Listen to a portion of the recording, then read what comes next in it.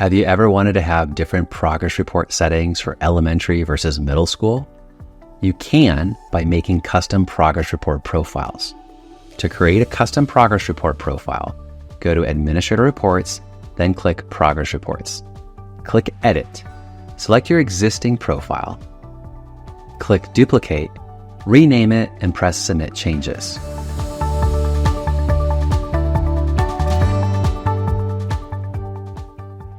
Click Back. Now you can toggle between your profiles.